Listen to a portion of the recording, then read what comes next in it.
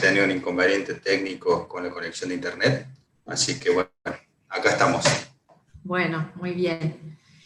Bueno, aquí te han esperado todos, ¿eh? No se ha ido nadie, les estuve contando sobre vos, sobre lo que haces, sobre lo que vas a hablar hoy, así que cuando quieras, si querés compartir Bueno, pantalla. sí, no lo vamos a hacer esperar más, ya que lo estuve en espera. Un momentito que busco el archivo que tenía listo, pero lo tenía listo en la otra computadora.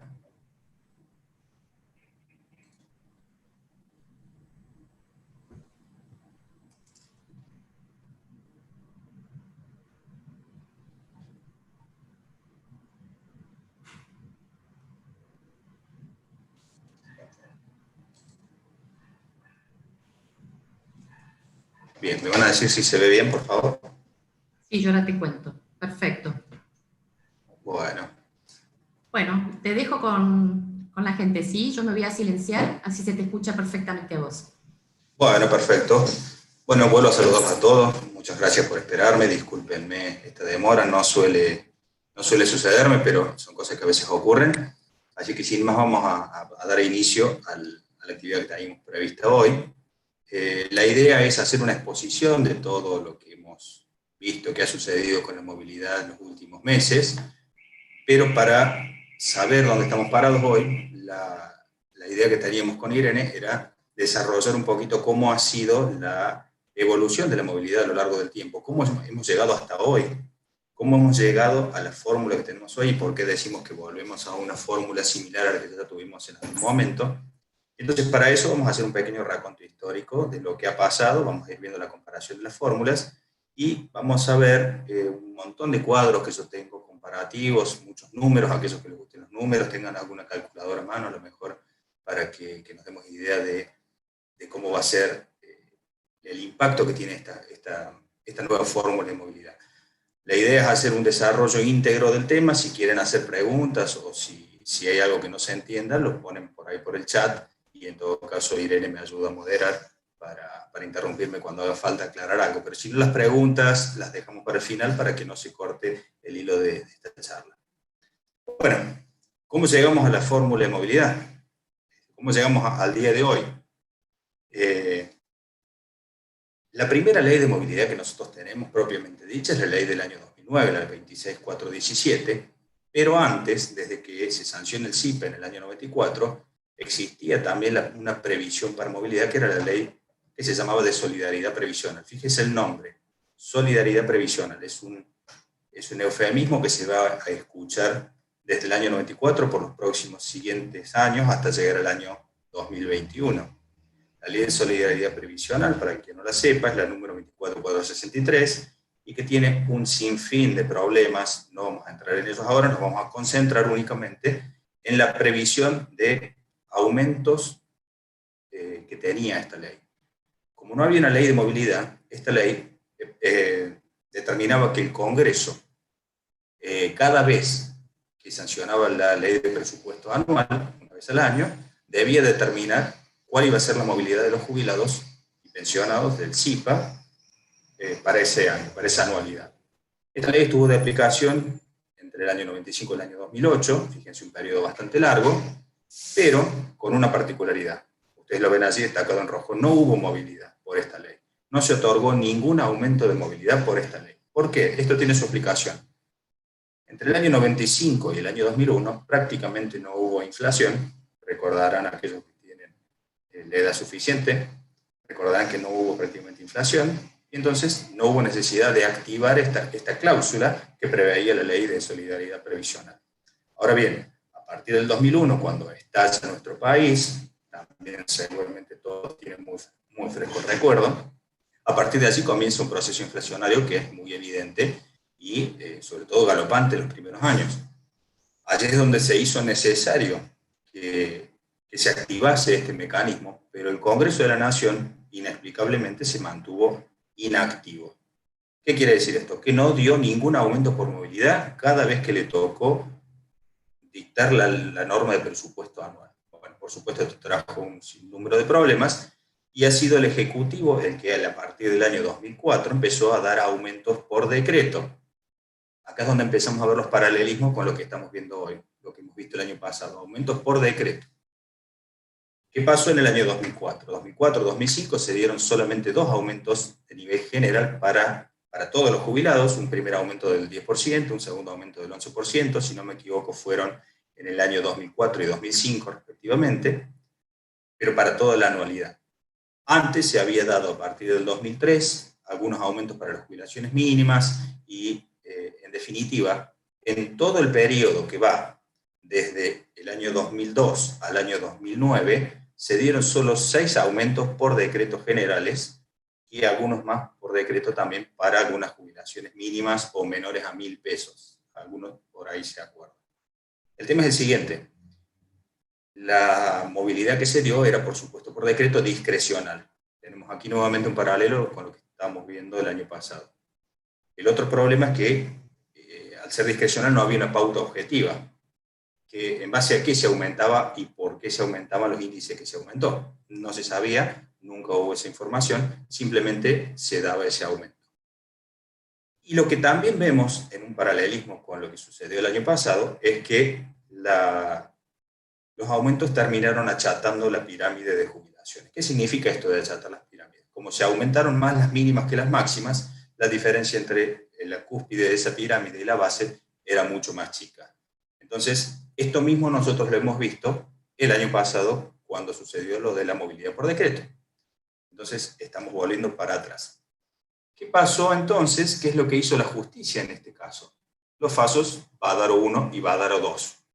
Ustedes recordarán que el Bádaro 1, la Corte Suprema le pide al Congreso que haga uso de sus facultades, de las facultades que tiene conferidas por la Ley 24463, y que para el periodo que va entre 1 de enero del 2002 y 31 de diciembre del 2006, que disponga un aumento general de jubilaciones. Como no hizo caso el Congreso a esta orden o a este pedido de la Corte, sale el fallo Bádaro 2. El fallo Bádaro 2 lo que dice es que ante la inacción del Congreso, pese a nuestro pedido previo, vamos a otorgar por el periodo que va desde el 1 de enero del año 2002 al 31 de diciembre del año 2006, un aumento del 88,6%. Ese es el fallo Bádaro. Reconoce un 88% de aumento en ese espacio de tiempo y entonces cubre la movilidad. Satisface la garantía constitucional establecida en el artículo 14 bis, de dar movilidad a nuestros jubilados y pensionados. Bueno, esto por supuesto generó la gran cantidad de litigiosidad que tuvimos. La explosión de litigiosidad empezó a partir del fallo Bádaro 2. Ustedes saben muy bien que en algún momento llegaba a haber un stock de 700.000 juicios dando vueltas por allí. Entonces, ¿cómo recepta esto el gobierno en ese momento? A través de, como les decía, el dictado de otros aumentos. Ya en el año 2007 y el año 2008, también por decreto, daban 2 aumentos por año, en este caso también de manera discrecional, también sin pautas objetivas, pero a modo de cumplir con la garantía constitucional de dar movilidad, pero sin que haya una fórmula, sin que haya un elemento objetivo. Entonces, de esta manera se cumplía en cierta medida lo que pedía la Corte de dar periódicamente movilidad. Es así que llegamos a la Ley 26.417, que es la primera ley de movilidad. Pero, como yo he escrito por allí en algunas de mis columnas, lo que sucedió es que antes de la ley de movilidad vino el ajuste a la clase pasiva. El ajuste vino por todo este periodo donde no hubo aumentos y donde los hubo fueron discrecionales, achatando la pirámide y aumentando las jubilaciones medias y máximas por debajo de lo que aumentaron las mínimas. No solo esto, vamos a ver sobre el final que los distintos valores de referencia de toda esta época, cuando son actualizados al día de hoy, omiten esa actualización por el periodo 2002-2006, y hoy, por ejemplo, hace que la base imponible mínima o la base imponible máxima o la PBU estén todas desactualizadas. Como a mí me gusta decir, nacen confiscadas. Ya vamos a ver por qué, vamos a ver un número, pero no nos adelantemos. En esta charla también tenemos previsto hacer un paralelismo con las distintas movilidades especiales. ¿Qué son las movilidades especiales? Para aquel que no lo sepa, son aquellos índices que se aplican a los regímenes jubilatorios especiales. Ya vamos a ver cuáles son. Pero en el periodo que estamos analizando, es decir, a partir del año 95 hasta el año 2008, Los regímenes especiales no solo no tenían movilidad, sino que hasta el año 2005 ni siquiera existían. Recordemos que el decreto 78 del año 94 derogó todos los regímenes especiales. Los derogó todos, confundiendo privilegiados con diferenciales con especiales, en un error de técnica legislativa garrafal, por otra parte. El peor error que cometieron en ese momento fue derogar, a través de un decreto, normas de rango superior como son las leyes. Las leyes, por ejemplo, las que vamos a ver hoy, la 24016, que es el régimen docente, la 22929, que es la de los investigadores, entre otras. Entonces, en paralelo al pedido de movilidad de los regímenes especiales, nos encontramos con la litigiosidad por la movilidad de los regímenes, en paralelo al pedido de movilidad litigiosa que desembocó en Badaro para el régimen general, nos encontramos con el pedido de movilidades especiales que desembocó en los casos Gemelli, Mazzani de Sese o Siri para los regímenes especiales. Esos fallos de la Corte fueron recetados por el Poder Ejecutivo en ese momento y en el año 2005 dicta dos decretos, el 137 y el 160, que actualmente están vigentes, que restablecen en cierta medida los regímenes especiales de docentes y de investigadores. Para confusión mayor, en el interín, el decreto 78, que es inconstitucional porque deroga de mala forma una ley de rango superior, se mantuvo vigente. Pero entonces la derogación que se había hecho a través de ese decreto se quiso hacer por ley. Entonces, por esa ley se derogaron los mismos decretos los mismos regímenes especiales que el decreto 78 derogaba. Pero el Poder Ejecutivo en ese momento, en el año 2002, veta parcialmente esa ley, rescatando de la derogación a dos regímenes, el de diplomáticos y el de magistrados. Ahora bien, se olvidó de rescatar a esos regímenes que yo les digo que son el de investigadores y el de docentes. Entonces tuvimos que recurrir y esperar hasta el año 2005 para que volvieran a nacer, volvieran a vigencia los regímenes estos que estamos comentando. Entonces, hasta el año 2009 no hay una fórmula de movilidad, simplemente hay una ley que tenía una previsión que no se cumplió, que es la 24463. El Congreso no hizo uso de esa opción, el Poder Ejecutivo, un poco receptando el clamor popular y un poco receptando los fallos, restablece la vigencia de dos regímenes especiales a los cuales no le otorga movilidad especial, sino que los ampara en la movilidad general, y las movilidades generales han sido únicamente por decreto, de manera discrecional, sin pauta objetiva y aumentando las mínimas por encima de las máximas, lo que alteró todas las variables de referencia. Este es el primer periodo histórico que hemos visto. Ahora vamos a ver qué siguió.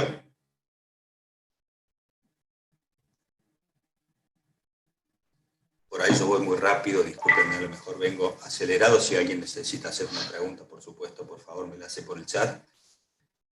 A partir del año 2009, decimos que se recepta toda esta problemática que yo acabo de relatar brevemente, y se establece esta nueva fórmula de movilidad, la de la ley 26417, una fórmula que funcionó razonablemente bien, que justamente ese es uno de los motivos por los cuales se vuelve a esa fórmula.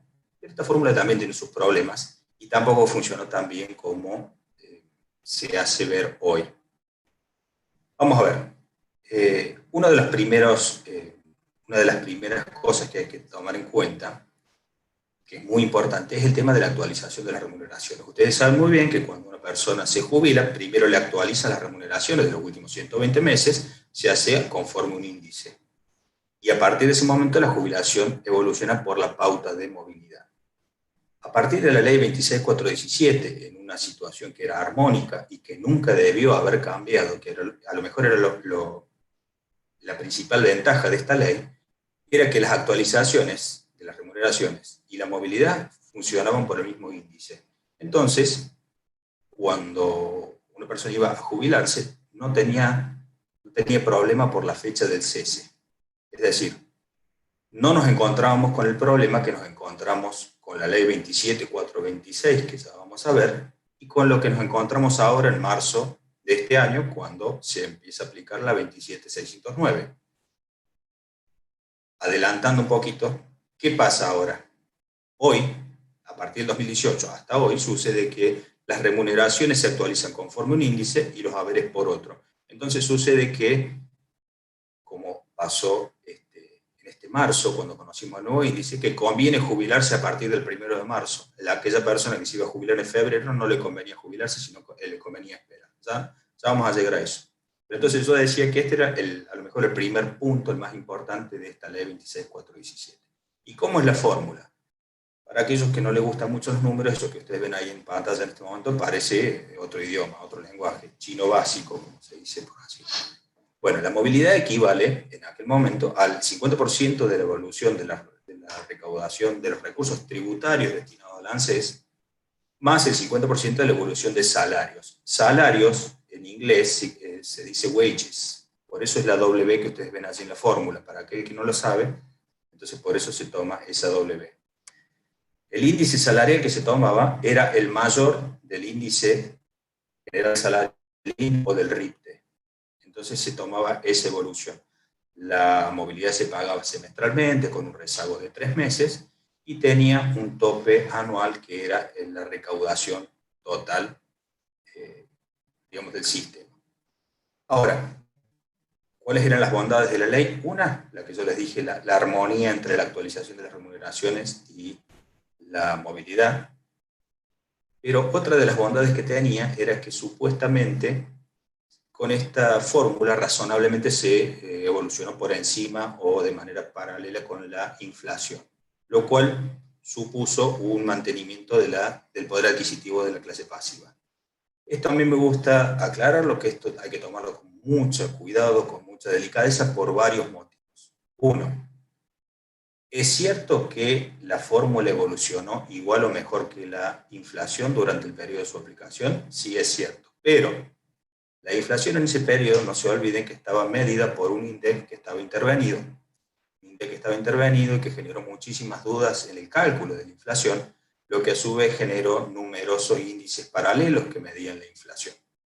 Teníamos el índice del Congreso, el índice de la provincia de San Luis, el índice de muchas consultoras privadas, el índice de inflación que medía algunas universidades. Entonces, se le ganó a una inflación medida oficialmente con un criterio que estaba bastante cuestionado. En la práctica sabemos que la inflación fue superior a la que durante un largo periodo oficialmente se informaba. Eso por suerte cambió y al día de hoy no se cuestiona la inflación medida por el INDEC. Hoy nosotros ya lo estamos viendo en la primera aplicación de la 27609, que la inflación está bien medida y ya la nueva fórmula nos va a dar por debajo de la inflación. Entonces, en aquel momento, cuando se decía que funcionó razonablemente bien, hay que tener esa precaución. Por eso es que a lo mejor no ha habido grandes fallos, no ha habido un Badaro, un Elif, un Carmen Sánchez con respecto a la ley 26417. ¿Por qué? Porque si se medía con índices oficiales, la fórmula siempre daba bien, salvo el periodo, salvo la anualidad 2014 y 2016, que se perdió un poquito, daba razonablemente bien. Para llegar a una inconstitucionalidad había que demostrar primero que la medición de INDEC estaba mala. Entonces, por eso es que tal vez no hubo algún fallo muy importante con respecto a esta ley y por eso es que subsistió sin mayor problema. Otro de los inconvenientes que traía esta fórmula era la falta de transparencia. No se publicaban los datos. Al día de hoy no se consiguen los datos con los cuales se medía esa inflación, esa fórmula. Esto generó, por supuesto, grandes problemas porque se podían hacer estimaciones. A lo mejor nosotros mismos, los que estamos en la materia, hacíamos un montón de estimaciones, pero no teníamos datos concretos, entonces nunca llegábamos al número exacto. Y cuando se nos presentaba 2 veces al año la movilidad, nos encontramos con un número al que no muchas veces sabíamos cómo se había llegado. Además, había un impacto de las distintas variables que hacía que la metodología de cálculo cambiara a lo largo del tiempo. Fueron muchos años de aplicación. Fíjense que estos dos problemas parece ser que han sido resueltos en la nueva ley. ¿Por qué? Porque ANSES está ahora obligada a publicar los valores de referencia, los logaritmos que ha utilizado para llegar a la fórmula. Hasta el día de hoy, después que se anunció la fórmula oficial, no los han publicado de manera oficial. Esperemos que la publicación sea oportuna. Digamos entonces que por lo menos en los papeles, se ha solucionado una de las grandes críticas de aquella fórmula, que era la falta de transparencia. Hoy ANSES está obligada a publicar los datos. Hasta el día de hoy no los ha publicado, pero bueno, a lo mejor es la primera vez que lo tiene que hacer y se demorará un poquito más. Estamos en una situación de pandemia que por ahí complica un poco más las cosas. Así que estimo que se cumplirá lo que la propia ley dice y se publicará. El deseo a futuro es que las publicaciones sean claras y oportunas. De nada nos sirve que nos publiquen en el año 2022 las pautas de movilidad del año 2020. Eso es un poquito lo que apuntaba. Bueno, otro de los problemas que tenía esta ley era entonces la falta de transparencia, ya dijimos, y la medición de esta inflación que no estaba del todo clara. Una de las cuestiones que también generó algún inconveniente es que la fórmula, cuando nosotros hablamos de los beneficios que estaban incorporados, no incluía aquellos beneficios por moratoria. Fíjense entonces acá, vamos a relacionar lo que estamos viendo en el último par de años. A la fórmula de movilidad jubilatoria no se le puede pedir la sustentabilidad del sistema previsional, porque la fórmula de movilidad, cualquiera sea la fórmula, o lo que es lo mismo, a todas las fórmulas de movilidad que vamos a ver hoy, le podemos pedir una sola cosa: que mantenga a lo largo del tiempo el poder adquisitivo del jubilado. ¿Qué significa esto? Es una protección contra la inflación. Básicamente de eso se trata la fórmula de movilidad. ¿Para qué? Para sostener a lo largo del tiempo el nivel de vida adquirido por el jubilado al momento de pasar a la pasividad. De esa manera se garantizan los principios de proporcionalidad y de sustitutividad. De otra manera no se podrían garantizar.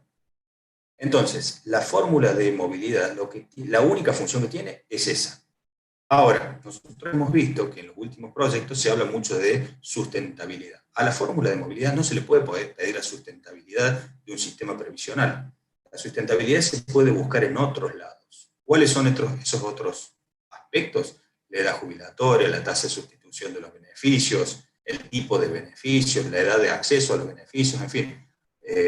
Hay un montón de herramientas que pueden contribuir a la sustentabilidad. De otra forma, la movilidad no funciona. Pongamos, por ejemplo, esta misma fórmula de la 26417 que estamos viendo hoy. Para llegar al número final de la fórmula, se excluía de los beneficios a computar aquellos que habían sido obtenidos por moratoria. Fíjense que en el momento en que explotan las moratorias, a partir del año 2004-2005, explota la cantidad de beneficiarios, pero esa cantidad enorme de beneficiarios sale de cómputo. No son consideradas a la hora de determinar la movilidad. Entonces se dividía la cantidad de recursos sobre los beneficiarios, pero sin considerar dentro de los beneficiarios a los de moratoria. Ahora, si la movilidad debía contemplar la sustentabilidad, entonces debería haber incorporado a todos los beneficiarios. Bueno, como eso no es así, se lo separó. Algunos entienden que las moratorias son una aberración, otros entienden que están bien. Yo creo que hay una postura intermedia que yo sostengo, que las moratorias fueron necesarias, siguen siendo necesarias. ¿Para qué? Para garantizar los principios de universalidad y de solidaridad que tiene que tener el sistema. Entonces, a ver, voy a apagar la cámara un segundo, que parece que tengo mala señal. ¿Se sigue viendo allí la filmina? Sí, perfectamente, sí. Bueno, disculpen la interrupción, pero justo me apareció una señal de conexión inestable. Después la vuelvo a prender. Entonces yo decía, las moratorias cumplen una gran función. La función es la de permitir el acceso a los beneficios de la seguridad social a todos los ciudadanos. ¿Por qué? Porque el Estado está obligado por el principio de universalidad y por el principio de solidaridad. Ahora bien, desde el otro punto de vista, como son insustentables dentro del sistema previsional, a lo mejor deberían haberse satisfecho con otro tipo de ingresos y no con los ingresos del ANSES, porque no tienen aportes. Entonces allí es donde viene la crítica. Mi posición entonces es intermedia en el sentido que hace falta, sí, pero no debe sostenerse o financiarse con un ingreso único, como fue en aquel momento la estatización de las AFJP. Pero fíjense lo curioso, pese a las grandes críticas que recibió esto que yo acabo de decir de las moratorias, el gobierno subsiguiente cometió el mismo error de dar lo que es la reparación histórica y la PUAM con un financiamiento único, como fue el blanqueo de capitales. O sea, es el mismo error de concepto. ¿Es necesaria la reparación histórica? Sí, por una necesidad de dar a cada jubilado lo suyo, en virtud de sentencias o de lo que no le habían dado por la ley 18037, 24241, y la PUAM es para aquellas personas que no pudieron acceder a la jubilación o no tienen los aportes suficientes. Entonces, tanto las moratorias como la reparación histórica como la PUAM cumplen con una función, con una garantía constitucional, que es dar a los jubilados un beneficio de seguridad social. Pero, como son insustentables, porque en ambos casos se basan en financiamiento único, en un caso el financiamiento obtenido por la estatización de las AFJP y en el otro caso por el blanqueo de capitales, estos beneficios de seguridad social son insustentables en sí mismos, deberían sustentarse de otra forma. Bueno, a eso es lo que yo apuntaba recién con lo que les decía, que la fórmula de movilidad no apunta a la sustentabilidad de ningún régimen, sino que aquel que está jubilado es para mantenerle la capacidad o el poder adquisitivo a lo largo del tiempo. Vemos entonces que el problema de la sustentabilidad pasa por otros lados. No nos desviemos de ese tema, que del tema central podríamos hablar apasionadamente de moratorias y de reparación histórica un día entero, pero sigamos con el eje de la charla. Así es que llegamos entonces a la ley 27426. ¿Qué pasó con esta ley? Bueno, pasaron muchos problemas y empiezan los grandes problemas que tenemos hoy y que sobre el final van a quedar todos muy claritos. Sobre el final de esta charla van a quedar todos muy claros. ¿Cuáles son esos problemas? Esta ley se aplicó entre el 2018 y el 2019, porque a partir del año 2020, como ustedes saben, quedó suspendida. Y acá empieza el primer grave problema. ¿Cuál es? Que la actualización de las remuneraciones se divorcia del índice de movilidad. Entonces aquí es donde empieza el problema de elegir la fecha de cese para una mejor jubilación. A partir de este momento, las actualización de las remuneraciones se hace por RIPTE, pero la movilidad se hace por la fórmula que vamos a ver a continuación. La fórmula pasa de ser semestral a ser trimestral, pasa de tener un rezago de 3 meses a 6 meses, y vamos a hacer un poquito de memoria. En algún momento se pensó en pasar de una fórmula directo a la otra, pero entonces había un corrimiento de 3 meses que se quiso compensar con un bono. Ustedes saben lo que se llamaba el empalme entre las dos fórmulas de jubilaciones.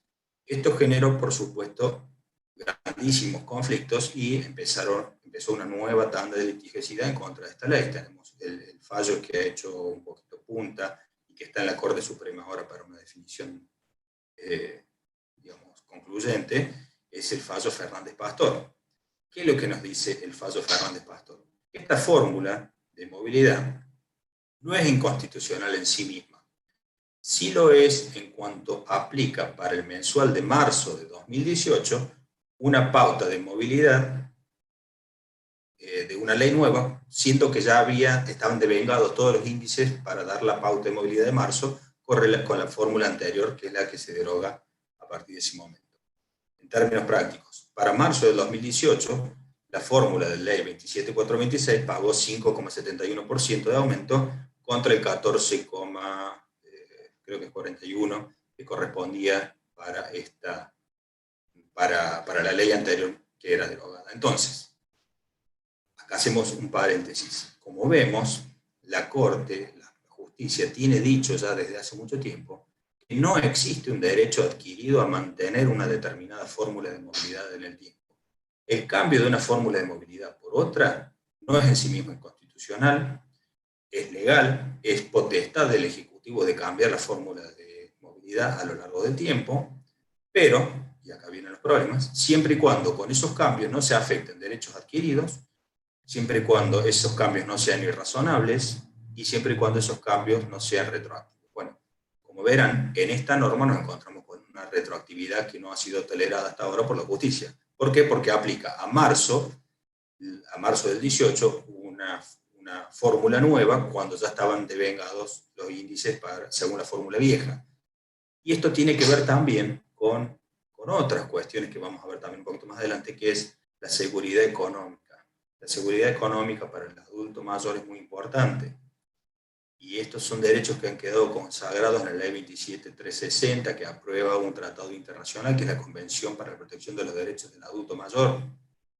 La seguridad económica tiene que ver con esto. No podemos estar manoseando estos índices cada 2 años, vulnerando el derecho a la seguridad económica de esta persona, de las personas mayores. ¿Por qué? Porque eso atenta contra sus derechos y constituye violencia económica que está prohibida por este ordenamiento. Pero no me quiero adelantar, porque esto es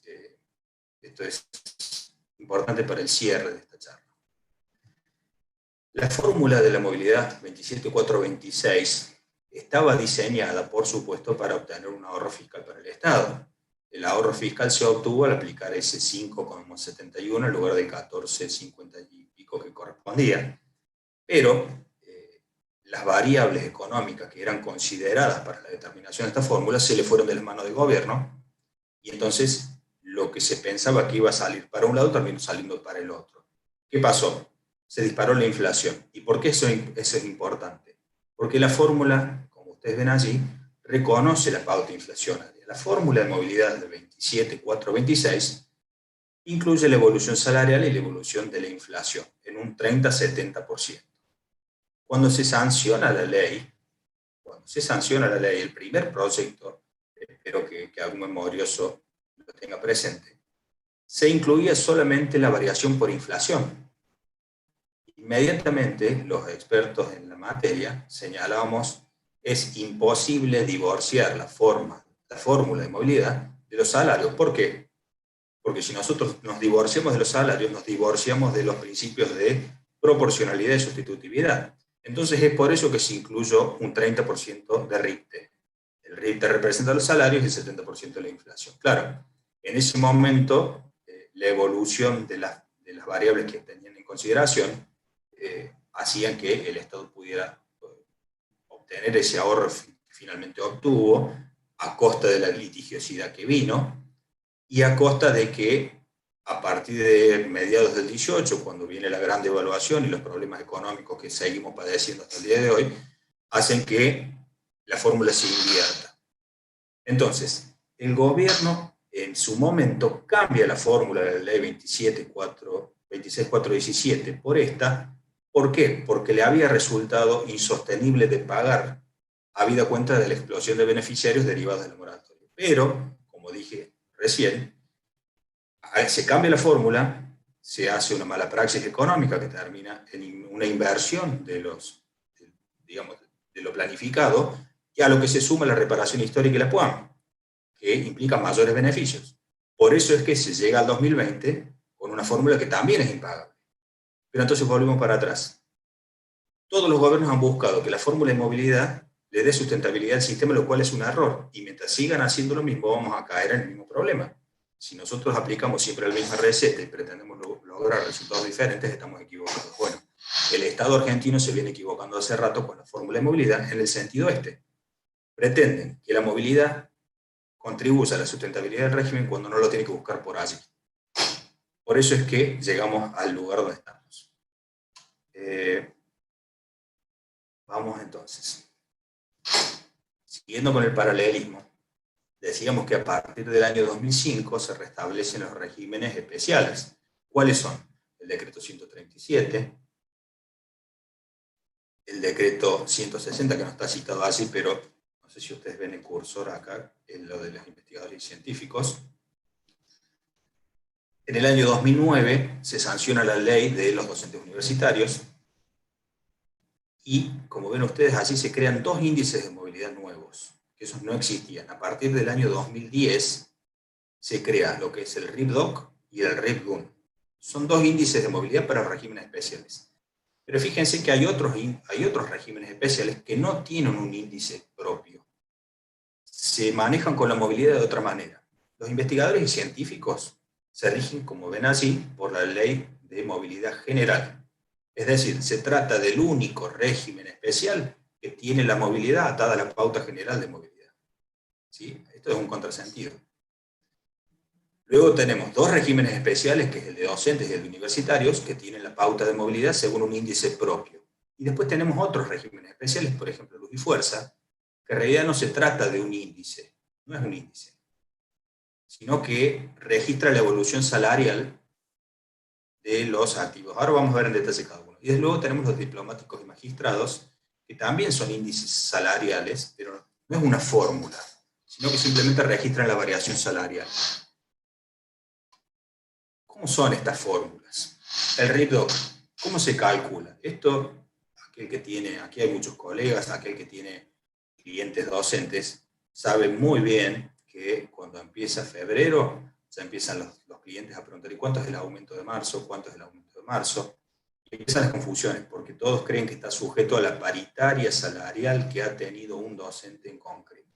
En realidad, la paritaria salarial que hace referencia a los docentes de nivel no universitario tiene que ver con un pool, una canasta de paritarias salariales, que son aquellos docentes que están aportando al CIPA, es decir, aquellos docentes provinciales cuyas cajas previsionales han sido transferidas a la Nación. Por ejemplo, Cava, por ejemplo, Mendoza, Salta, todas las provincias que han transferido su sistema previsional a la Nación están incluidos aquí en esta pauta de movilidad de los docentes. Entonces, se hace un promedio básicamente de los aumentos que han recibido los distintos docentes en el país, en las 11 provincias que están transferidas. ¿Y cómo se calcula? Fíjense, es la masa de remuneración, es la variación de la masa de remuneraciones comparada de un semestre contra otro. Estas informaciones tampoco se publican claramente. Fíjense, yo acá les voy a poner cómo se ha calculado RIPDOC este último año. Ustedes saben que ahora en marzo, RIPDOC pagó 10,37%. ¿Cómo se llega a ese valor? Ustedes ven en la columna, de la segunda columna de la izquierda, ven 383.189. Esas son la cantidad de docentes que están considerados. Luego tenemos 26.000 millones, 26.000 millones de moneda. Esos son los salarios, esas son las remuneraciones del sistema. Y luego tenemos 68.142,89. Ese es el salario promedio. ¿Cómo se calcula el salario promedio? Se divide la masa salarial sobre la cantidad de docentes. Eso nos da 68.142. Y nosotros tenemos que calcular la evolución de ese promedio sobre el medido en junio de 2020, que era 61.740. Entonces, 68.142 es un 10,37% de aumento en relación con 61.740. No sé si se siguió bien el mecanismo de cálculo, porque esto no está en ningún lado. Esto es importante que tomen buena nota, porque ni los valores los van a encontrar, ni la explicación tampoco va a estar en ningún lado. ¿Cómo accedí yo a estos valores? Esa es la otra parte de la pregunta. Recuerden que yo les decía de la falta de transparencia, muchas veces, o de la opacidad de ANSES en estos temas. Bueno, estos valores, la única forma que yo he tenido de acceder es a través de pedidos de acceso a la información pública que he hecho yo en mi carácter de profesional para trasladarles a ustedes como académico, digamos. Entonces yo, cada vez que hay un aumento, yo tengo que iniciar un expediente en el Ministerio de Trabajo pidiendo acceso a la información pública. Esto no era posible hasta la sanción de la ley hace 2 o 3 años atrás, o sea que antes no se podía ni siquiera acceder. Para aquel que le interese, yo tengo toda la información desde la primera medición, tanto de las masas salariales como de los puestos docentes. Pero entonces fíjense que no solo depende de la paritaria, sino que también de la cantidad de docentes. Ustedes pueden registrar sobre la segunda columna de la izquierda, que en 2020 bajó la cantidad de docentes con relación a 2019. Nosotros a diciembre de 2019 encontramos 393.000 docentes, y a diciembre de 2020 había 383.000 docentes. Bueno, evidentemente esto ha sido producto de la pandemia, ¿no es cierto? Los docentes, a lo mejor, no ha habido tantas suplencias, no ha habido tantos movimientos y tantas designaciones por la situación que estamos atravesando. Entonces, no necesariamente tiene que ver con el aumento que se otorga, sino también con el aumento o la baja de docentes. Esos son números que fluyen. Luego tenemos el RIPDUN. El RIPDUN se calculaba de la misma manera que se calculaba el RIPDOC, que yo les acabo de explicar. las masas salariales. Pero el problema es que hubo un momento, creo que fue en el año 2014, si no me equivoco, 2015, que en vez de hacerse una paritaria anual, se hizo una paritaria salarial por 16 meses o 18 meses. Entonces eso trastocó todos los valores y otorgó pautas de movilidad muy disímiles para los jubilados del sector. Entonces, para acomodar un poquito las cosas, en el año 2018, ahí están viendo la resolución, se cambia el mecanismo de cálculo y entonces directamente se trasladan al sector pasivo los aumentos por semestre. Ya no es por masa salarial, sino que el semestre, el aumento dado a los activos durante un semestre se traslada a los pasivos en el semestre subsiguiente. Entonces es más fácil de calcular, porque las universidades nacionales todas tienen una sola paritaria, a diferencia de lo que vimos en RILDOC, que hay 11 paritarias salariales diferentes. Entonces, estos han sido los aumentos de los docentes. Fíjense, en amarillo ustedes están viendo que se pagó 19,60 en septiembre de 2020 a los docentes universitarios, y eso fue producto de los aumentos salariales que recibieron a lo largo del año, que fue 2, 9,7, 3,3 y 3. Y en el segundo semestre de 2020, los docentes universitarios recibieron solamente un 7%, y por eso es que están cobrando recién ahora un 7% de aumento en marzo.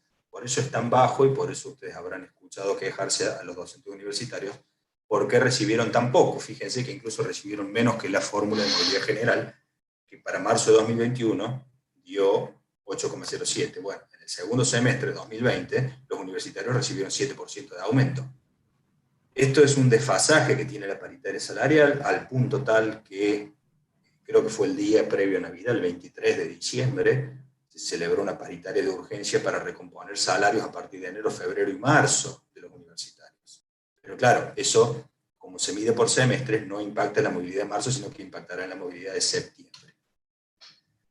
Así es que hemos hecho un repaso bueno, se nos hizo un poquito extenso, 45 minutos casi, 40 minutos, de cómo llegamos hasta el año 2020. Hemos visto la ley 24.463, la 26.417, la 27.426, y vimos en paralelo qué pasaba con las movilidades especiales. Ahora vemos qué pasó en el año 2020, la movilidad por decreto. Decíamos que como terminó también siendo insustentable porque no se podía pagar la fórmula que recogía la pauta inflacionaria, se decide la suspensión en diciembre de 2019 por la ley 27.541, se decide la suspensión de la fórmula y se crean dos comisiones, o una comisión con dos efectos distintos, artículos 55 y 56 de la ley 27.541. Una comisión debe establecer en el plazo de 180 días una fórmula de movilidad para reemplazar a la anterior, que a partir de ese momento queda suspendida en su aplicación. Y por esa misma ley se le da al Poder Ejecutivo la facultad de dar movilidades a través de decreto.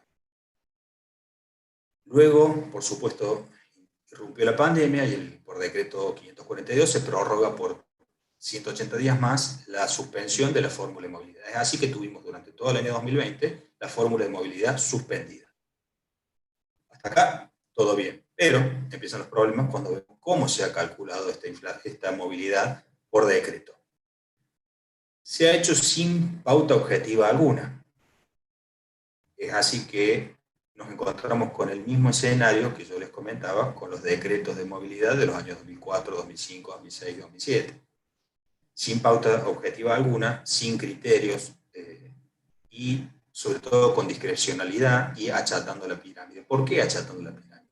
Y porque las jubilaciones mínimas o las más bajas recibieron aumentos por encima de las demás jubilaciones. Entonces, ahí es donde tenemos el primer gran problema.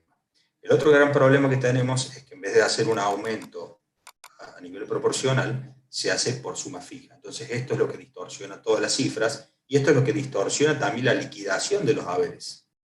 Eso hace que las jubilaciones mínimas, usted la tiene ahí señalado en rojo, para marzo subieron un 12,96%, mientras que el haber jubilatorio máximo subió 3,76%. Ahí tenemos la primera gran distorsión del sistema. En junio, septiembre y en diciembre pasó lo mismo. A ver, la idea, digamos, de esta fórmula, según los propios principios expuestos en la ley, era presentar una fórmula de movilidad superadora de la anterior, superadora de la 27426. Superadora porque, en teoría, esa fórmula iba a ganarle a la inflación y entonces por eso es que debía ser reemplazada. La cuestión es que la realidad de los números, la fría realidad de los números, hace que no solo no fue superadora a la fórmula anterior, sino que tampoco le ganó a la inflación. Y ahora vamos a ver por qué. Antes de llegar a eso, yo les quiero mostrar qué pasó en marzo, por qué hay tantas distorsiones. En marzo de 2020 se aplicaron RIPDUN, RIPDOC, índice de luz y fuerza, en los porcentajes que ustedes están viendo así. El haber mínimo 12,96, el máximo 3,76, la base imponible máxima 9,38. Retengan ese 9,38. Ese 9,38 es la evolución del RIPTE del tercer trimestre del año 2019. Justamente, esa evolución es la que sigue la lógica de la ley 27426. Entonces, ahora vuelvo a lo que decía yo antes. Se suponía que la fórmula de movilidad tiene una sola función. ¿Cuál es? La de proteger contra la inflación. Perfecto. ¿Para qué? Para sostener el nivel salarial de los activos, el nivel salarial de los pasivos, para sostener la proporcionalidad y la sustitutividad de los haberes. Perfecto. Pero ¿qué inflación es la que tiene que cubrir una fórmula de movilidad? ¿La actual o la pasada? La fórmula de ley 27426 venía cubriendo, recuerden, con un rezago de 6 meses la inflación pasada. Cuando se pasa a la movilidad por decreto, se saltea un trimestre, porque empieza a cubrir la movilidad actual, supuestamente. Se suponía que el aumento de marzo tenía que ver con la inflación ávida entre enero y marzo, la de junio entre abril y junio, y así sucesivamente, pero eso deja sin cubrir la inflación pasada. Acá tenemos una especie de confesión, ya vamos a ver en distintos puntos, de lo que nos queda por ver hoy. Hay como una especie de confesión, y cuando hay confesión de parte, relevo de pruebas, porque se toman en muchos casos el 938. El 938 es la compensación de la inflación, del periodo ese en cuestión, el tercer trimestre del 2019, que es el que debía cubrirse. Entonces nos encontramos con diferentes problemas. Uno de ellos es la suma fija de marzo. No sé si ustedes han visto con detalle las liquidaciones de haberes de sus clientes. A partir de marzo, los que tenían alta anterior al 1 de marzo del 2020 se les abona una suma fija de 1.500 pesos.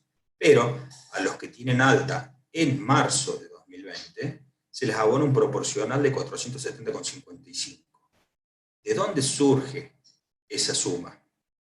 Esa suma surge del 938, a lo cual le restan el 2,3 pagado en marzo sobre la PBU. Ahí tienen ahí la fórmula. El 7,08, que vendría a ser la resta de la PBU, son los 470,55. Entonces fíjense que estamos cubriendo el tercer trimestre por RIPTE. Y ese tercer trimestre precisamente es el que quedó sin cubrir por inflación. ¿Por qué? Repito, porque los decretos supuestamente iban a cubrir la inflación presente y no la pasada. Entonces allí es donde empieza la nueva tanda de litigiosidad. Esa tanda de litigiosidad ya hemos visto que hay algunos fallos, ya los vamos a mencionar. Entonces esto inmediatamente nosotros nos encontramos con una situación que es inédita. Hasta ahora teníamos fórmulas de movilidad vigentes, pero nunca una suspendida. Entonces la comparación entre una fórmula suspendida y una que la reemplaza es válida. ¿Cuál hubiera sido el resultado con la fórmula suspendida? Ustedes lo tienen allí. En verde, las mediciones en las cuales la fórmula suspendida hubiera dado más. Entonces, allí es donde llegamos a la litigiosidad. Veamos aquí. Acá tenemos un cuadro comparativo de lo que ha sucedido. En color azul está la fórmula suspendida. Y en color negro, las fórmulas pagadas. ¿Sí? Para marzo de 2020, ustedes están viendo allí, yo hice, en cuanto a la fórmula general, tomé, digamos, 3 medidas. ¿Por qué? Porque no hay una pauta completa, como es 2,3 más 1.500. Las jubilaciones máximas aumentaron 3,76, ustedes lo tienen allí al centro, sobre marzo de 2020. Una jubilación media, por ejemplo, yo partí de una jubilación de 40.000 pesos, aumentó el 5%, y una jubilación mínima aumentó el 12,96. En todos los casos, con la fórmula suspendida hubiera correspondido el 11,56%. Fíjense también qué pasa curioso con los investigadores. Los investigadores, recordemos lo que dije hace un ratito, no tenían pauta de movilidad propia. Los investigadores son un régimen especial que se rigen en cuanto a la movilidad por la movilidad del régimen general. Pero en marzo de 2020 sucedió algo extraño. Las primeras liquidaciones, cuando ustedes saben que los jubilados, los que se manejan con computadoras, llega el 1 de marzo y entran a la computadora y se fijan el sueldo, cuánto van a cobrar a fin de mes. Los investigadores, el 1 de marzo de 2020, entraron a la computadora y vieron que su sueldo había aumentado solo el 2,3%. Porque esa era la fórmula, 2,3%, pero sin la suma fija encima. Entonces quedaron como el único régimen especial que tenían su fórmula de movilidad suspendida. Entonces, ¿cómo se solucionó? Con el 938. Pero el 938, ¿qué es? Es la evolución del RIPTE del tercer trimestre del 2019. Entonces, así volvemos nuevamente a que hay un periodo que no se había considerado para la movilidad del régimen general.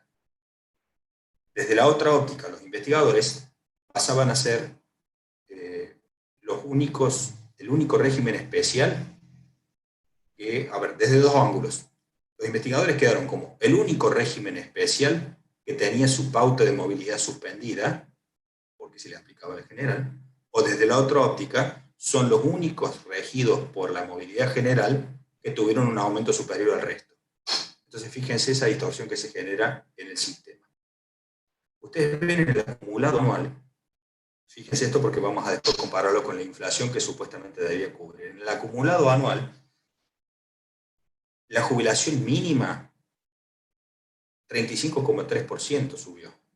Y la inflación del año acumulada fue, ahí lo tienen, 36. Está bien, aquí no está, en esa comparación que yo hice, no están contemplados los bonos que para las mínimas, esos que se otorgaron en esa fecha.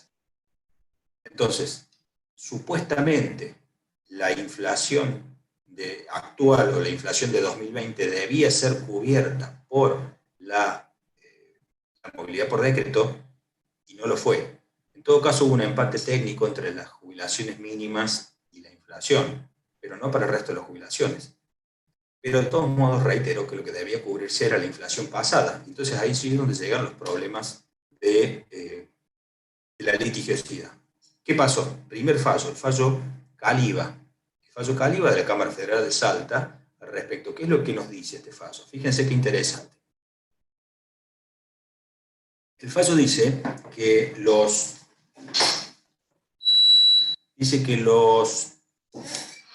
la fórmula de movilidad puede cambiar, ya lo dijimos antes, nadie tiene derecho adquirido, pero declara que son inaplicables los decretos 163, 495, en ese momento eran los únicos dos que se habían dictado, 163 y 495 en la medida que otorgaban una movilidad inferior a la que otorgaba la ley de alquileres. ¿Qué tiene que ver la ley de alquileres acá? Bueno, miren qué interesante. Se suponía que el Estado, por la situación de pandemia, no podía sesionar en el Congreso y, en todo caso, no podía buscar dentro del plazo de 180 días que establecía la ley 27.541 una nueva fórmula de movilidad porque durante la pandemia no había índices que razonablemente estuvieran funcionando bien, sino que todos los índices estaban distorsionados. Pero, y además se suponía que el Congreso no funcionaba. Pero de todos modos, cuando llega el fallo Caliba, dice, no, un momento, si nosotros tenemos que el Congreso está funcionando, sanciona una ley de alquileres, que entre paréntesis, la ley de alquileres también tiene un alto contenido social. El derecho al acceso a la vivienda digna está en el mismo artículo 14 bis que el de las jubilaciones y pensiones móviles, o sea que estamos hablando en el fondo de derechos de alto contenido social del mismo rango normativo. Entonces, si el Congreso pudo sancionar una norma referida al acceso a la vivienda, con toda la carga que ello tiene, basándose en dos parámetros que casualmente eran RIPTE e IPC, resulta irrazonable entender que el Congreso no puede hacer lo mismo con una fórmula de movilidad. Porque si tiene a mano dos índices que podría tranquilamente usar, y si el Congreso de todos modos está funcionando, y el Congreso al estar funcionando no es que está sancionando normas de forma, sino cuestiones duras como hacen a los derechos sociales. Entonces declara que son inaplicables en la medida que los decretos, el 163, el 495 y el 692, en la medida que otorguen menos que la movilidad, menos que la ley de alquileres. La ley de alquileres, para quien no lo sabe, otorgaba una movilidad, o sea, está previsto que es un índice que es un mix entre el RIPTE y el IPC al 50% cada uno. Y si recuerdan, nosotros vimos que, volvemos para atrás, la movilidad de la ley 27426 es IPC al 70-30. La ley de alquiler es 50 y 50. Y la ley de movilidad, que estaba suspendida en ese momento, era 30 y 70. Entonces, para la Cámara Federal de Salta resultó irrazonable esta situación. Pero también, a ver si yo tengo acá un comparativo. Lo tengo en otros archivos, ya se los voy a mostrar, pero no quiero cortar el hilo. La Cámara Federal de Paraná, en el fallo Cabrera, dice no ya son inaplicables, sino que directamente son inconstitucionales estos decretos. ¿Y por qué? Porque aplica el principio de regresividad. Dice que la ley 27.541 presenta la suspensión de la fórmula como una necesidad de otorgar algo superador. Y en la práctica no era superador. Nosotros acabamos de ver en el cuadro comparativo los resultados entre uno y otro. Los índices, yo se los pongo aquí para que ustedes mismos hagan los cálculos. Las fórmulas son sencillas, ustedes las pueden hacer el cálculo. La evolución trimestral con 6 meses de rezago, 70-30, y ustedes saben cuál es la evolución salarial con una fórmula o con la otra. Entonces, es evidente que hubo movilidades que han sido inferiores. Entonces, si la inteligencia de los decretos de la ley 27.541 fue otorgar movilidades superadoras, en la práctica eso no ocurrió, entonces directamente son inconstitucionales estos decretos. ¿Por qué? Porque son regresivos. Ustedes saben muy bien que en materia de derechos humanos debe primar la progresividad. Sencillo, el argumento, no hay mucho más que agregar al respecto. En ambos casos, lo que nosotros vemos es que ambas cámaras hacen mucho hincapié en que el desmanejo en los asuntos públicos de distintos gobiernos ha sido siempre en detrimento de la clase pasiva. Nosotros nos encontramos con, hasta podríamos hablar de una mala praxis estatal, si se quiere, si vale la figura en el manejo de estos asuntos. Y la carga o el peso de esta mala praxis, por favor entiéndanlo entre comillas, ha sido siempre en el ajuste de los jubilados. Entonces, si repasamos cómo llegamos hasta aquí, hasta la ley 27.609, vemos lo siguiente. Antes de la primera ley de movilidad, antes de la ley 26.417, hubo un ajuste brutal que fue en el periodo en el que se otorgaron movilidades por decreto entre el 2002 y el 2008. La fórmula de movilidad 24.617, con sus problemas, que ya lo señalamos, funcionó razonablemente bien. Luego, la misma ley 27.426, en su primera aplicación, incluye un ajuste en marzo de 2018. Luego tenemos los ajustes que incluyen la movilidad por decreto, que acabamos de ver el comparativo. Y esta nueva fórmula, ¿cuál es el problema que tiene? Que no compensa un trimestre de inflación.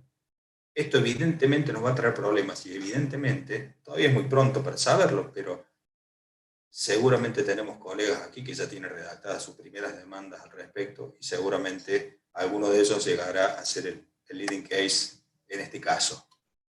La nueva fórmula. ¿Qué dice esta nueva fórmula? Volvemos en cierta medida a la fórmula anterior. recursos tributarios, RT es recursos tributarios. ¿Cuáles son esos recursos tributarios? La parte proporcional de los impuestos que tienen asignación específica con destino a la seguridad social. Por ejemplo, ustedes sabrán que cuando uno carga combustible, parte de esos impuestos que uno paga van a financiar a la seguridad social. Bueno, hay ciertos impuestos que tienen asignación específica a la seguridad social. W dijimos que era salarios. Salarios es el IPC, perdón, el IPC salarial de INDEC o el RIPTE, el mayor de ellos. Cuando se presenta este proyecto, fíjense que es un proyecto que viene del Poder Ejecutivo, siendo que la ley 27.541 establecía que había que crearse una comisión en el Congreso, una comisión bicameral, que debía hacer esta fórmula. Acá tenemos algo que de momento hace ruido, pero cuando uno empieza a ver estas cosas, seguramente va a batallar en algún fundamento jurisprudencial. Debían hacerse estudios actuariales en los cambios de la fórmula, que estudios actuariales no se hicieron. La ANSES presentó informes, sí, pero un informe no es lo mismo que un estudio actuarial. Nuevamente se pretendía buscar la sustentabilidad del sistema en la movilidad jubilatoria, lo cual ya dije que era un error. Y entonces llegamos a esta fórmula, pero la primera sorpresa que nos encontramos es que el primer proyecto incluía, dentro de lo que se iba a pagar en marzo, el aumento por decreto de diciembre a cuenta. En diciembre, el decreto 899, que acabamos de ver, pagaba el 5%. Y en el proyecto original decían que ese 5% iba a ser a cuenta de lo que hubiera correspondido en marzo. O sea que de haber prosperado ese proyecto, no solo iba a perderse un trimestre como sucede ahora, sino un semestre completo. Hoy hubiéramos estado hablando de un 3,07 de aumento en lugar de un 5, de un 8,707. Fíjense la gran diferencia. ¿Qué problemas tiene esta nueva fórmula? Dijimos que en cierta medida se vuelve a una fórmula anterior y que se supone que resuelve o que soluciona algunos de los problemas o planteos que generó la vieja fórmula de la 26417. ¿Cuáles eran esos? La transparencia. Se supone que esta ley obliga al ANSES a publicar los datos. Vamos a ver si los publica de manera clara, concisa y objetiva y oportuna. Ese es otro tema. Pero está obligado a publicarlos, lo que antes no ocurría. Eso es uno. Otra cuestión es que toma todos los beneficios, incluyendo las prestaciones no contributivas y las PUAM. Entonces, en ese sentido, parece ser una fórmula un poquito más coherente. También nos encontramos con otro tema que hay que considerar. El tope. Aquí se entiende que, como sale inflación, nosotros veníamos de una fórmula que reconocía inflación y como hemos visto, la fórmula por decreto no recupera la inflación y esta nueva fórmula en su primera aplicación omite considerar un trimestre de inflación. Entonces estamos viendo que aquí vamos a tener un problema. Y lo que se critica es que esta fórmula tiene un tope para cuando la evolución de las variables económicas consideradas va en un sentido, pero no tiene un piso cuando las variables van para otro sentido. Esto vamos a ver cómo evoluciona, porque yo les decía, la fórmula en sí misma no va a ser inconstitucional. Tenemos que ver cuáles son las alternativas. Entonces ahora yo quiero pasar a que veamos algunos cuadros comparativos y hagamos algunos análisis más bien prácticos para ver hacia dónde va esta fórmula, porque hoy, así en frío, no podemos decir que esté mal la fórmula. Vamos a ver cuál es la aplicación práctica. El cambio de fórmula en sí mismo no es un problema. Veremos si con ese cambio de fórmula se vulneran derechos adquiridos, se vulnera la prohibición de regresividad, se vulnera la confiscatoriedad y otras cuestiones. Pero antes de pasar a eso, ahora tenemos que arreglar los problemas de la movilidad por decreto. No sé si han visto las liquidaciones del mes de marzo. El decreto reglamentario y la resolución reglamentaria establecen que la PBU, a partir de marzo, va a ser equivalente al aumento que se otorgue, que en el caso fue 8,07, pero no sobre el valor de la PBU de diciembre, o de febrero, que era 8.144, sino sobre una PBU de 807,78 pesos. ¿De dónde surgen esos 807,78? Vamos a ver, avanzamos un poquito. No, acá lo tengo expreso. Se recuerdan que aquí, ¿dónde estaba? Acá teníamos una suma fija que era 1.500 pesos para las altas anteriores a marzo del 2020 y 470 para las altas de marzo de 2020. Bueno, esa misma suma fija se liquidaba como un ítem más del haber. Teníamos PBU, PC, PAP y suma fija. Todos estos ítems durante el año 2020 fueron evolucionando por movilidad y llegamos así a febrero de 2021 con que los 1.500 pesos actualizados por movilidad nos daban 1.796,75 y los 470 pesos nos daban 563 y monedas. Bueno, esos 563 pesos quedan absorbidos en la PBU. Pero para aquellos que tenían 1.796 pesos, hay un remanente que se distribuye proporcionalmente entre la PC y la PAP. En el caso, tengo un caso concreto. Esta persona es un cliente que yo le tomé la liquidación acá para exponérselas a ustedes. En la columna de la izquierda, en febrero, es lo que estaba cobrando la PBU de febrero, PC, PAP, la suma fija y el haber total. Esto, por supuesto, todo en bruto, sin los descuentos. En marzo, antes de aplicar la movilidad, se hace lo que se llama distribución. Eso está en la circular correspondiente a ANSES. ¿Qué es la distribución? 563 pesos de los 1.796 pasan a integrar la PBU. El remanente, que son 1.200 y algo, se distribuye proporcionalmente entre la PC y la PAP. Una vez que está hecha la distribución, recién se aplica la movilidad a los tres componentes del haber. Entonces, por eso es que cuando una persona ve la liquidación de sus haberes hoy, no entiende cómo ha evolucionado, porque no le dan los números. Si simplemente aplica el 1,0807 sobre PBU, sobre PC o sobre PAP, no le dan números, claro, porque incorpora la suma fija. ¿Cómo se hace la proporcionalidad? Aquí la tiene para aquel que le interese hacer el cálculo. Nosotros dijimos que tenemos una suma fija a distribuir, en el caso de recién, de 1.796 pesos.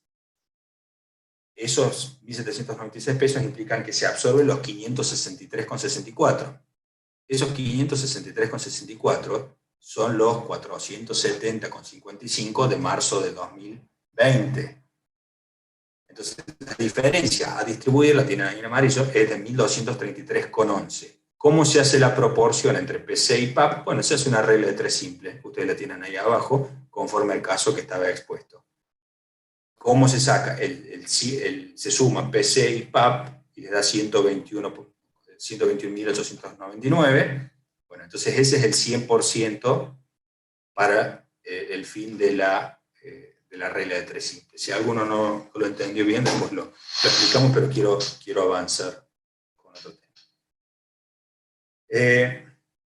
Bueno, acá tenemos otra vez el mismo problema que venimos arrastrando desde la ley 27.426, que las remuneraciones se actualizan de una forma y la movilidad de los haberes va por otra. Entonces esto genera que cada vez que hay un aumento hay que ver cuándo nos conviene jubilarnos, si antes o después del aumento. En verde, yo puse el mes de la aplicación de la fórmula, es donde conviene jubilarnos, pero en rojo hay un mes que no convenía. ¿Por qué? Porque eso depende, recuerden, la actualización de las remuneraciones se hace por RIPTE, ustedes la tienen en la columna de la izquierda, y la movilidad es en la columna de la derecha. Entonces nos encontramos con esta gran diferencia. Cuando llegamos a marzo de 2021, ahí lo tienen en color rojo, nos encontramos con que quien se jubilaba en marzo veía actualizadas sus remuneraciones en un 14,58% y luego le aplicaban la movilidad. Mientras que si se jubilaba en febrero, las remuneraciones se actualizaban 2,62%. Entonces, por eso es que circuló la noticia rápidamente entre los que estamos en la materia de que no convenía jubilarse sino hasta entrado marzo. Bueno, ¿qué es lo que tenemos que considerar ahora? ¿Qué es lo que se viene? ¿Cuáles son los problemas que yo estoy viendo? ¿Y qué son las cosas que me hacen ruido para que sigamos de cerca? Bueno, primero, ya lo dijimos, la pérdida de un trimestre. Esto puede derivar en la inconstitucionalidad de la pauta de movilidad en la medida que, como ya hemos visto en otros casos, en la medida que no se cumple con la garantía constitucional de mantener la proporcionalidad. ¿Sí? Si nosotros tenemos un trimestre que no ha sido cubierto, evidentemente tenemos un grave problema así. Pero acá también hay cosas que son por ahí desconocidas para la gran mayoría. La fórmula de movilidad general también impacta en los regímenes especiales. Ustedes saben que los regímenes especiales no han sido modificados. Hay un gran sector de docentes que está muy preocupado por este tema, y está preocupado con razón. ¿Por qué? Porque la ley 27.541 de diciembre del 2019, en el artículo 56, crea una comisión bicameral en el seno del Congreso por la cual debe revisarse la movilidad de los regímenes especiales. ¿Sí? Debe revisarse la movilidad de los regímenes especiales. Esa comisión hasta ahora, no sé si se habrá reunido porque justo le tocó la pandemia, pero la ley está creada, la comisión existe. Es posible entonces que exista en algún momento algún cambio. Pero hay que aclararlo, no hubo cambios en los regímenes especiales. Pero algunas cosas de manera indirecta sí han sido modificadas. Por ejemplo, la prestación por simultaneidad de la ley 26.508. Los docentes universitarios que tengan prestación por simultaneidad se jubilan conforme a la ley 24.241 más la 26.508, digamos, por 2 tramos de haber, pero la movilidad es por el régimen general. Entonces, acá tenemos un régimen especial que se ve afectado por la fórmula de movilidad general. Entonces, en estos casos puede litigarse como si fuera un Fernández Pastor, un Caliba, un Cabrera. Lo mismo sucede con los investigadores. Tanto los investigadores puros como los que tengan prestación por simultaneidad con régimen universitario, también se rigen por la pauta de movilidad del régimen general. Entonces tenemos otro régimen de movilidad especial que también está afectado. ¿Qué pasa con los docentes?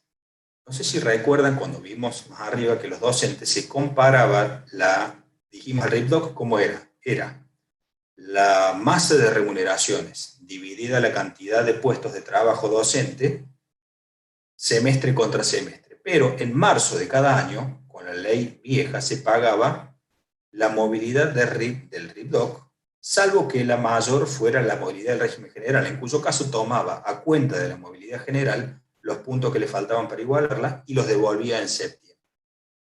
En la práctica, durante todo el periodo de vigencia de la ley 26.417, en marzo a los docentes no le aplicaban RIPDOC, sino que le aplicaban RIPDOC más los puntitos que le faltaban para igualar la movilidad general.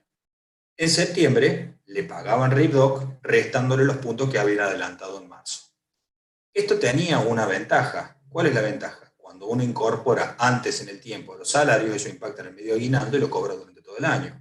Entonces, a lo largo del año tenía esa pequeña ventaja, pero cuando se pasa de la fórmula semestral de la ley 26.417 a la fórmula trimestral de la 27.426, luego la de los decretos y ahora la 27.609, nos encontramos con una cuestión que está sin regular. No está regulado esto. Ha quedado en la práctica sin aplicación. Pero ¿qué pasaría si nosotros tomásemos los aumentos trimestrales y los acumulamos por semestre? Ya vamos a ver que hice un cuadrito contrafáctico para que veamos el impacto, lo vamos a ver un poquito más adelante. Luego tenemos también los topes. ¿Qué sucede con los topes? Los topes están totalmente desactualizados. ¿A qué tope me refiero? Me refiero al tope del haber jubilatorio máximo. El haber jubilatorio máximo, yo les decía hace un rato que está totalmente desactualizado. ¿Por qué? Porque arranca confiscado en el sentido que no incorporó el 88,6% de aumento del periodo 2002 al 2006. Ya vamos a ver enseguida el cuadro. Lo mismo sucede con la base imponible mínimo al impuesto a las ganancias, aún cuando salga el proyecto de ley que se está tratando en este momento en el Congreso, que lo único que hace es elevar el mínimo de zona imponible o esa deducción especial, creo que técnicamente se llama deducción especial para jubilados, que pasa de 6 jubilaciones mínimas a 8, pasaría. No cambia no cambia en definitiva nada de lo que dijo la Corte en García María Isabel, o sea que se podría seguir litigando sobre el tema, aun cuando el tope fuera diferente. Y con la acumulación de beneficios también nos encontramos que es el mismo problema del tope. Bueno, vamos a ver uno por uno. ¿Cuáles son estos problemas?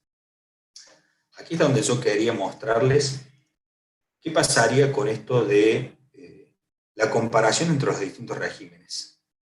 En la primera fila, ustedes tienen la ley 27.541 y los DNU, lo que pagaron. No sabemos cuánto va a pagar en junio. Pero yo hice una proyección con los valores que ya les puse en las filinas anteriores, de cuánto hubiera sido según la fórmula que acaba de ser derogada. Ustedes ven allí en verde que hubo 3 mediciones en las cuales la fórmula suspendida en aquel momento era mejor que la fórmula por decreto. La movilidad por decreto de diciembre de 2020 fue superior a la que hubiera arrojado la ley suspendida.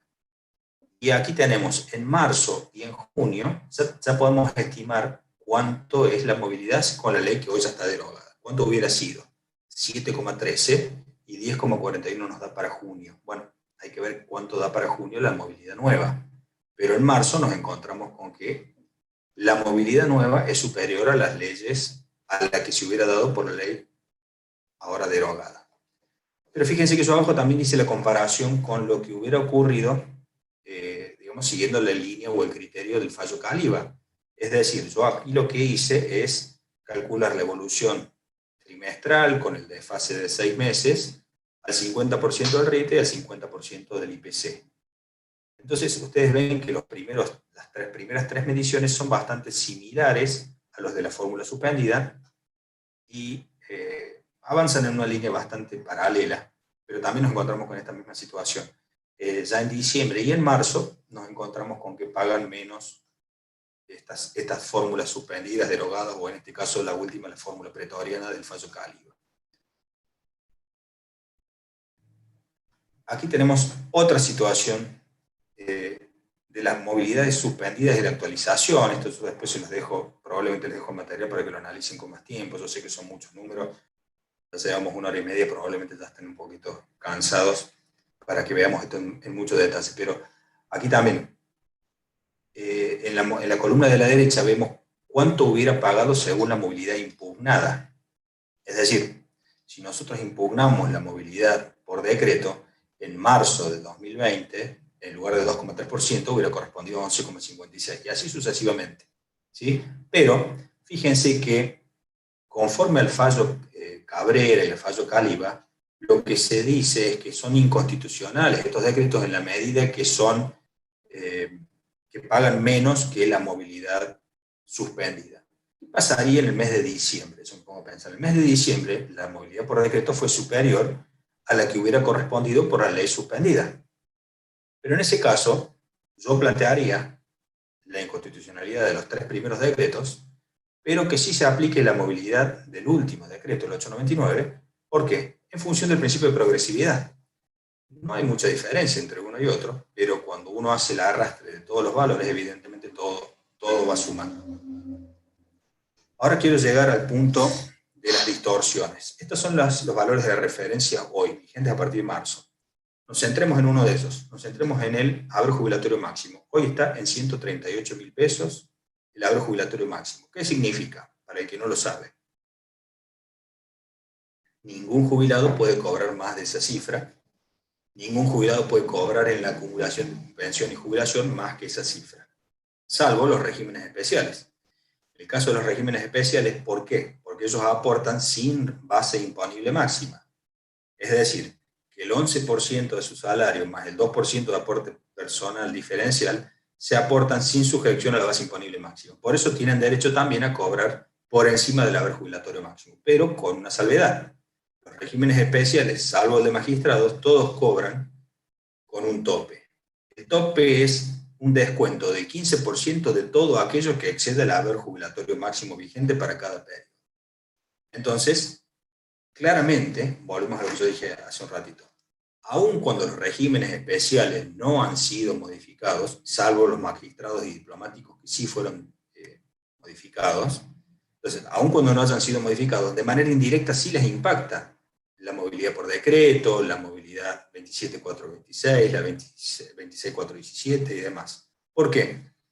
Porque por esa movilidad general es como se mueve el haber jubilatorio máximo. Y si nosotros tomamos un ejemplo, tenemos un ejemplo claro. A ver, vamos a volver para atrás. Vamos a tomar acá.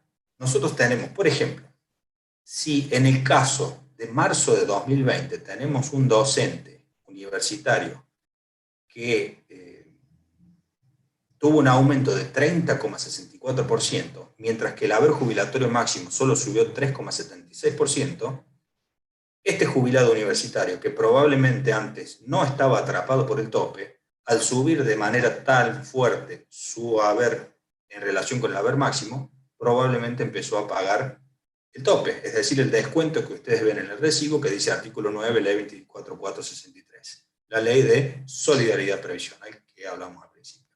Entonces, este mismo problema ya lo hemos visto en el impuesto a las ganancias, por ejemplo. ¿Qué pasaba? Cada vez más gente queda atrapada en el impuesto porque las escalas no suben o suben en menor medida que suben los haberes. Bueno, esta es la misma situación. Entonces, ¿qué pasa con los haberes máximos? Ahí lo tienen amarillo. El haber jubilatorio máximo es 138.000 pesos para marzo. Y la base imponible máxima es 225.000. Pero yo me tomé el trabajo de hacer un análisis. Decimos que en el año 2002 el haber jubilatorio máximo era 3.100 pesos. En ese momento el haber jubilatorio máximo representaba el 82% de la base imponible máxima. Pero, conforme hemos visto con la evolución desastrosa y desincronizada de todos los índices, no ha habido armonía. La evolución ha sido diferente para el haber jubilatorio máximo que para la base imponible máxima. Entonces, hoy, ustedes lo ven así resaltado en negrita al centro, si nosotros sacamos el 82% de la base imponible máxima, debería ser 184.640,79 el haber jubilatorio máximo vigente hoy. O sea que hay una diferencia de 46.000 pesos entre una y otra. Entonces, acá se ha perdido una relación a lo largo del tiempo. Y la relación de eso es importante. Hay 46.000 pesos de diferencia entre uno y otro. Pero podemos llevar el análisis aún más lejos. ¿Cómo? Cuando se sanciona la ley 26.417 en el año 2009, a resultas de los fallos Badaro y esto que estuvimos charlando, lo que hace la ley es actualiza la PBU al año 2009, trayendo la PBU desde el año 2002 con los aumentos generales que se habían dado por decreto. Recuerden que entre el 2002 y el 2009 fueron solo 6 aumentos por decreto de carácter general. Entonces actualizan la PBU, el haber máximo y la base imponible máxima por todos estos aumentos hasta el 2009. Y a partir de allí se le aplica la fórmula de movilidad. Ahora bien, en ese periodo no está comprendido, por ejemplo, el periodo que reconoce la sentencia Badaro. Entonces, ¿qué pasa si yo actualizo el valor de la PBU o el valor del haber jubilatorio máximo con el 88,6% que va desde el 2002 al 2006, conforme lo reconocen los fallos conocidos, Quiroga, Pascualón? Entonces, esto me da otro valor. Y yo esos mismos valores los traigo hasta hoy. Entonces, yo hice distintos escenarios, que ustedes lo están viendo allá.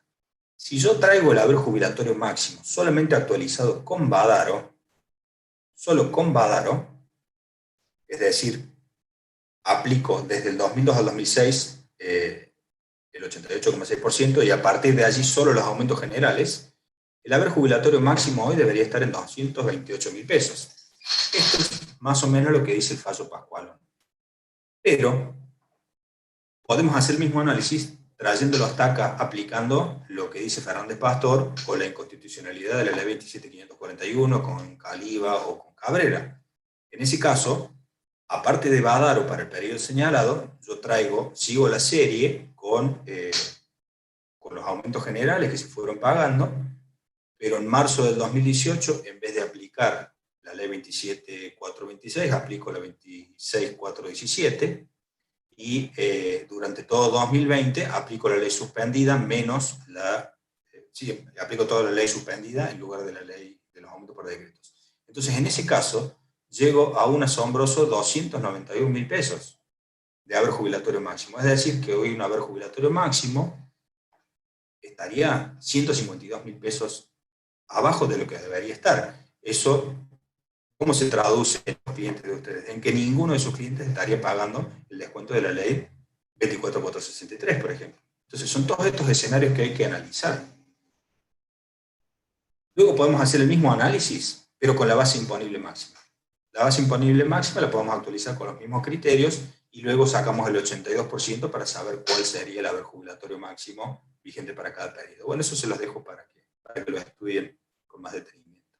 Pero entonces, esas son las cosas que hay que considerar. Por último, quería mostrar, esto es un análisis contrafáctico que yo hago.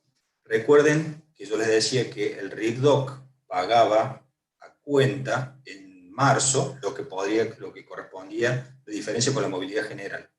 En septiembre se recuperaba. Cuando se pasa de la movilidad semestral de la 26.417 a la movilidad trimestral de la 27.426 y ahora la 27.609, esto quedó sin aplicación en la práctica. ¿Se podría regular? Sí. Entonces este análisis contrafáctico es no tanto para hacer un planteo a lo mejor judicial, pero sí es un planteo de lege ferenda. Es decir, ¿debería regularse esta situación? Y sí, entiendo que sí. Vamos a hacer un paralelismo. Así como el monotributo estaba ligado en su momento, las escalas del monotributo estaban ligadas a la movilidad, y siendo que durante 2020 se suspendió la movilidad jubilatoria, quedó sin regular cómo iba a ser la evolución de las escalas del monotributo. Bueno, la misma situación la trasladamos a este punto. ¿Cuál es entonces? Como se pasó de una fórmula semestral a una trimestral, quedó sin aplicación práctica esto de pagar en marzo los puntos que le faltaban al RIC-DOC para igualar la movilidad general de marzo y tomarlos a cuenta de lo que podría corresponder en septiembre. Yo hice el análisis de qué hubiera pasado. Aquí entonces tenemos planteando los distintos escenarios, ahí color rojo arriba, entonces eso me da algunas diferencias. A lo mejor esas diferencias no son litigiosas, pero evidentemente cuanto el haber es más alto, el problema es más grave. Fíjense que yo parto de enero de 2018 con un haber de 30.000 pesos y a hoy, a 2 meses y pico, hay un escenario que me da que la persona con...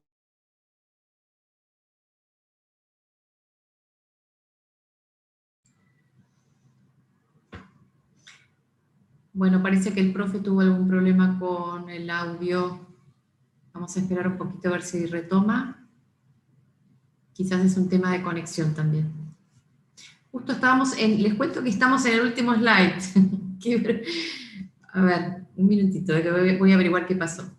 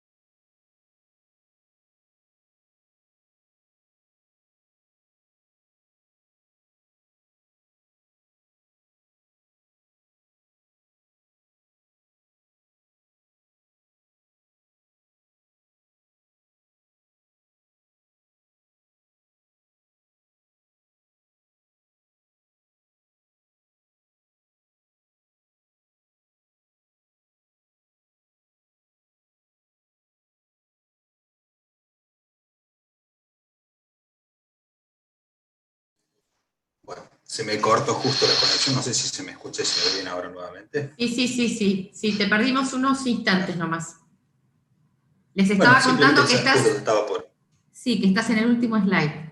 Porque así tenemos, sí. Creo que hay un par de preguntitas, pues son 19:40. Ya hacemos el cierre y ya pasamos a las preguntas. Bueno, yo les decía que a lo largo de toda esta charla hemos visto lo siguiente. El desmanejo de los asuntos públicos del Estado ha sido lamentable y siempre ha sido en detrimento de los jubilados. Y eso nos lleva a pensar en un concepto que yo vengo pregonando hace mucho tiempo, que a lo mejor en esta charla y en otras charlas recibe acogimiento favorable.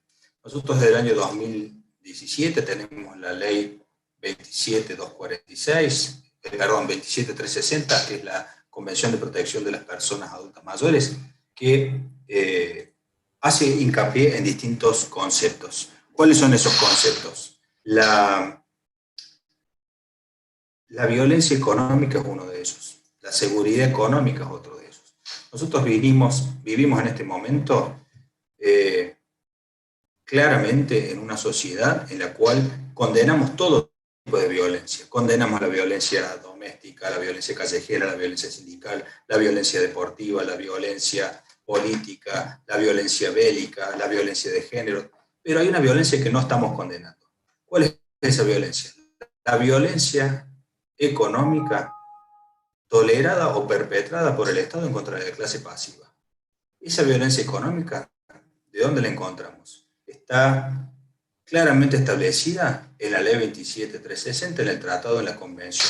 ¿Por qué? Porque se dice que todo jubilado, sin importar su condición socioeconómica, perdón, no todo jubilado, toda persona adulta mayor, sin importar su condición socioeconómica ni su contribución económica, tiene derecho a una vida digna y libre de violencia. Y dentro del concepto de violencia se incluye la violencia económica o patrimonial, incluso aquella que es tolerada o perpetrada por el Estado o sus funcionarios. Cuando nosotros vemos que el Estado ha venido manejándose de esta manera con los jubilados y ya hemos visto que con cada nueva fórmula de movilidad o previo a la aplicación de cada fórmula de movilidad ha venido un ajuste de los jubilados, yo sostengo la tesis, la hago pública aquí mismo, que el Estado ha ajustado en cada oportunidad que tuvo a su cargo a los jubilados a través de la movilidad.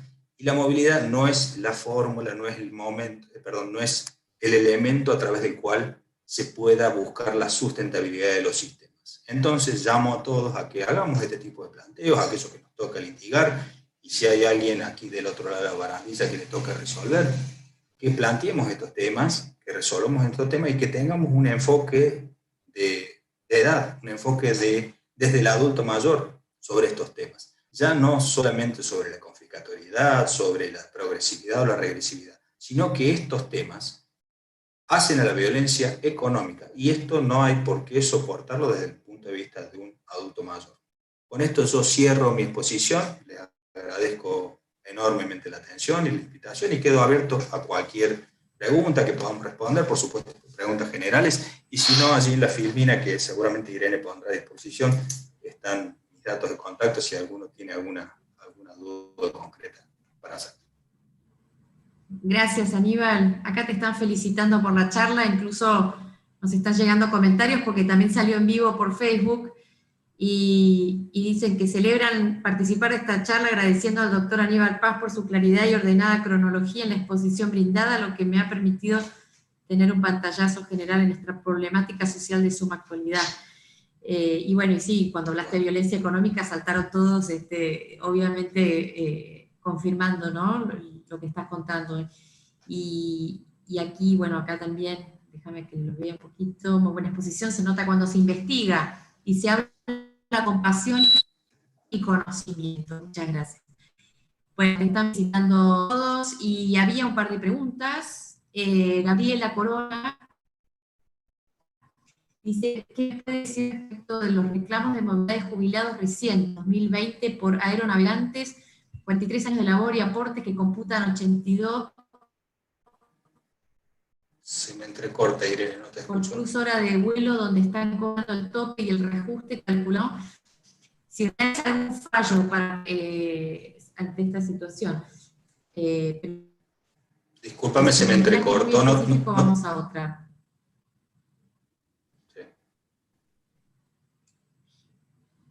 ¿Vos podés ver el chat? Es que como me desconecté, no me queda para arriba. Registro. Si vos lo podés descargar y me lo mandás. Claro, me desconecté y no me quedó registro cuando volví a entrar. Tengo desde las 7:41. Ahí te mando, a ver, ahí te mando la pregunta. A ver, fíjate si la ves.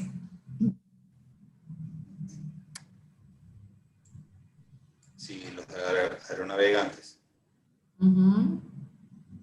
Bueno, eso es con respecto al tope, bueno, lo que yo les decía al último, hay un fallo Pascualón, creo que es de la Cámara de Seguridad Social, no tiene fallo de corte, pero yo insisto en estos temas, hay que plantearlos. Tenemos que tener media culpa también los abogados que a veces no investigamos mucho, a veces no hacemos planteos novedosos, no nos tenemos que limitar a copiar y pegar demandas, sino tenemos que embarrarnos en los números, no dejárselo solamente al contador o a los sistemas de cálculo previsionales, sino que nosotros mismos tenemos que aprender a hacer reglas de tres simples, sacar porcentajes, agarrar un Excel, para que nosotros mismos descubramos estas cuestiones.